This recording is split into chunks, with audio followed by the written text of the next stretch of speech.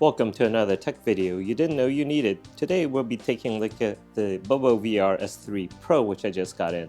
So this is a follow-up video to the one I just did on the M3 Pro. And these are just trying to take those hacks that I did on those mods, and moving them over to the S3 Pro and doing some additional modifications to get them to fit, since they did move some things around and added some things that's gonna take some moving things around to get them to work. So let's just get started real quick. So first thing with the strap, they did add a fan to the front, so that's going to cause some problems. And since the front piece, the head strap, the Halo head strap, no longer actually attaches to the front of the actual visor, that causes issues too. So it's not too big of a deal. You might need a longer piece of Velcro, so you can still use the same kind of Velcro strap that I had in the previous video. So please watch that. If you haven't watched it already, it assumes that you've already watched that video before you watch this one. You still loop it through like you normally do to secure the front part of it. I add a little rubber foot here, just a sticky rubber foot in the middle. There's actually kind of a protective grill around the fan here, so you don't have to worry about anything catching the fan. But this gives just a little bit more space as there's tension applied to the strap. It gives a bigger gap around the fan, so that there's just more airflow, so you don't have to worry about that. So that fixes that problem. The next problem is, how do you mount the strap onto the back? That becomes problematic because of how they changed the back padding of the BOBOVR head strap, and so there's not an easy way to attach the back part of this Velcro middle strap.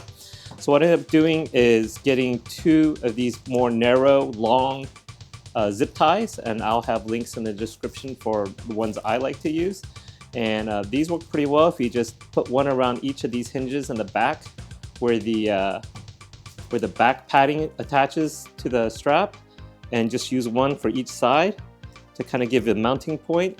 And then what I did is use a smaller piece of Velcro that kind of loops around the two Velcro straps, as you can see here. So you have two zip ties around the two hinges, and then you have a smaller piece of Velcro now attaching the two zip ties together.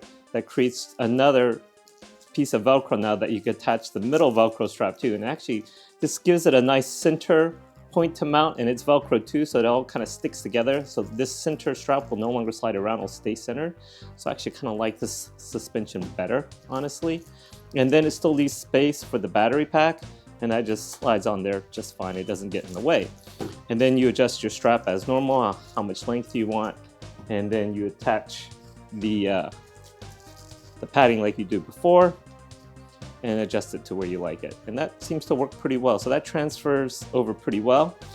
The change with the visor works pretty well. You might need to cut it a little deeper than before, just because now the strap is further out, and especially with the bump we added, it's gonna stick out further. So you might wanna cut this deeper so you get better coverage with the visor. And that's really the only change. And then once you do that, it slides over it just fine. You stick it like before, and everything, basically all the mods from the M3 Pro move over to the S3 Pro just fine. And there you have it. The same hacks and mods that worked on the S3 Pro work on the S3 Pro. I do like the S3 Pro quite a bit more. If you're gonna upgrade, no worries. All these mods still work. Well, I hope you liked the video. I'll catch you in the next one.